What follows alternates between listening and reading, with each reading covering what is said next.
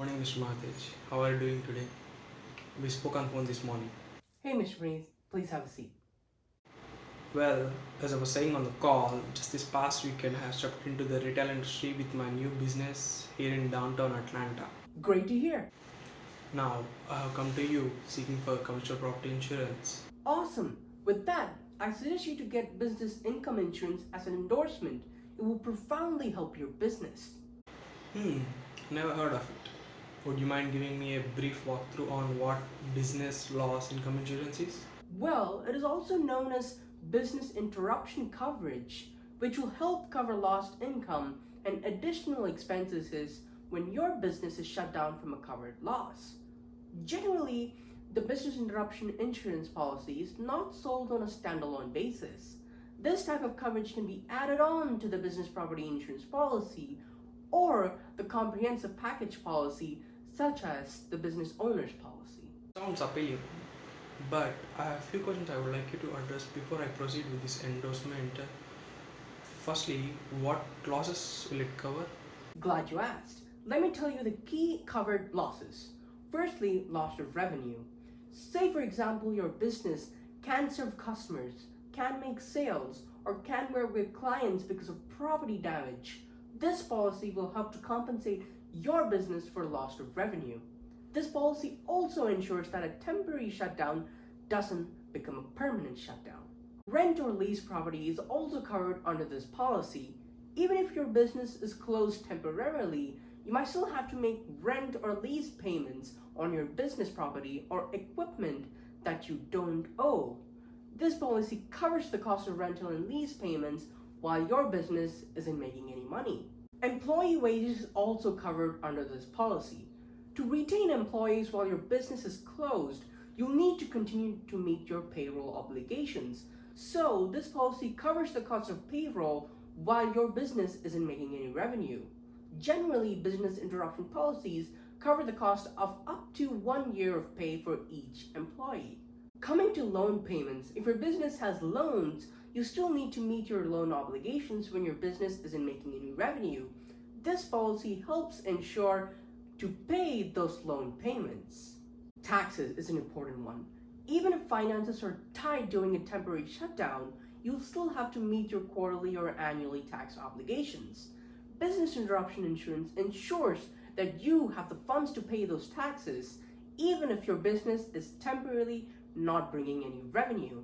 Coming to relocation costs, if your business is forced to relocate due to a devastating event, business interruption insurance can help cover your moving costs. It can also pay for rent in the new location. I know there are losses that cannot be measured, but what perils does this insurance cover? Well, as it is part of commercial property insurance or business owner's policy coverage, it includes perils like fire, theft, and weather-related damages like wind, falling objects, or lightning. However, it doesn't cover short interruptions such as power outages or partial interruptions and a few other exceptions. So, you're saying the insurance won't cover any perils not listed in the document, right? You got it right. So now, how do you compute my business loss? It's not that complicated, Mr. Praneeth. Let me tell you. Your business income is revenue minus expenses. So any income you receive that relates to your business is considered as business income. So expenses include all the operating costs and taxes. So effectively, it is your net business income that is considered for this policy. What about my cost of insurance? Great question. Your business income insurance cost is based on your projected income estimate for the next 12 months. To protect your business, estimates should be based on a worst case scenario. The ISO worksheets can be helpful when calculating your business income. God forbid from something like this happening. But what if suppose an unforeseen event occurs and breaks my entire property? Then how would I claim such a hefty price? I wish that situation never arises, but typically under standard business interruption policies to recover business interruption loss, it is required that a physical damage to the insured property caused by a covered peril resulting in quantifiable business interruption loss during the period of time it takes to restore the damaged property. We have therefore made the assessment that COVID-19 can be characterized as a pandemic.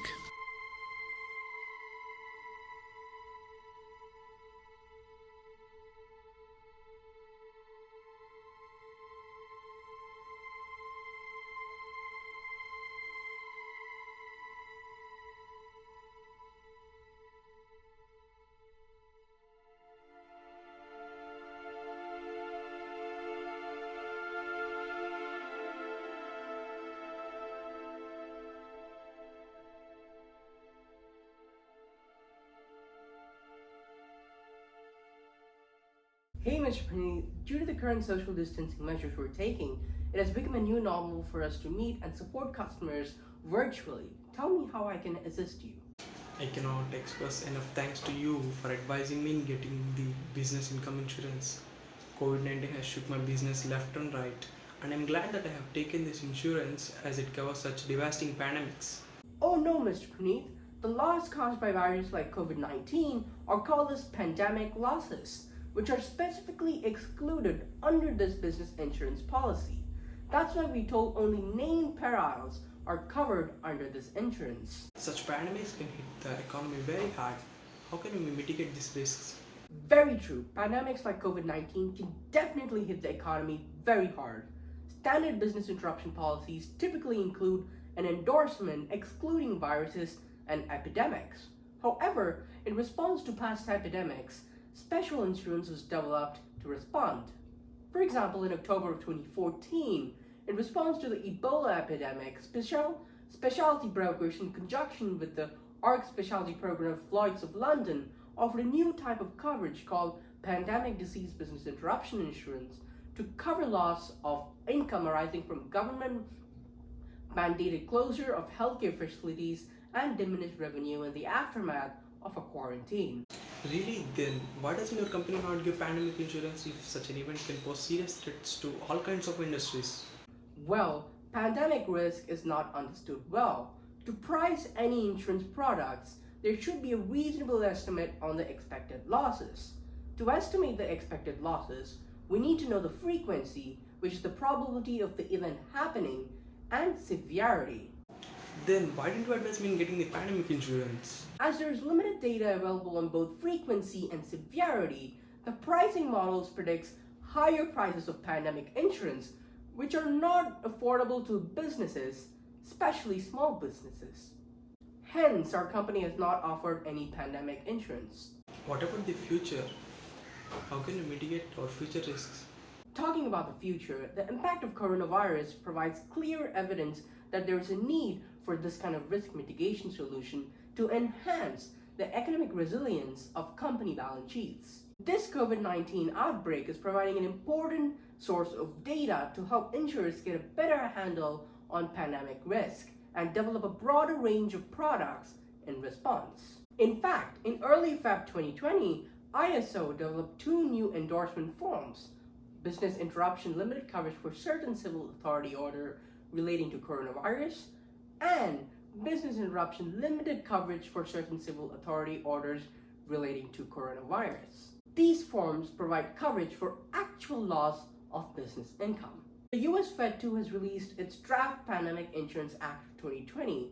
The Act establishes the Federal Pandemic Risk Reinsurance Program to provide a transparent system of shared public and private compensation for business interruption losses resulting from a pandemic or an outbreak of a communicative disease. The coverage terms include aggregate even deductible of $215 million, aggregate annual cap of $500 billion, and 95% federal share of compensation for insured losses in excess of the aggregate deductible or trigger amount up to the aggregate annual cap. So soon our company will come out with insurance policies to cover business losses due to pandemic risk. I shall keep you posted on that. How much cost are you expecting? If you estimate a global pandemic loss of around 1 trillion USD, with a global population of 8 billion people, and with a frequency of pandemic every 10 years, the cost per head per month works out to nearly $1. We need to put all our efforts to decrease the frequency so that we can further reduce the pandemic losses. Are we ready for the next pandemic?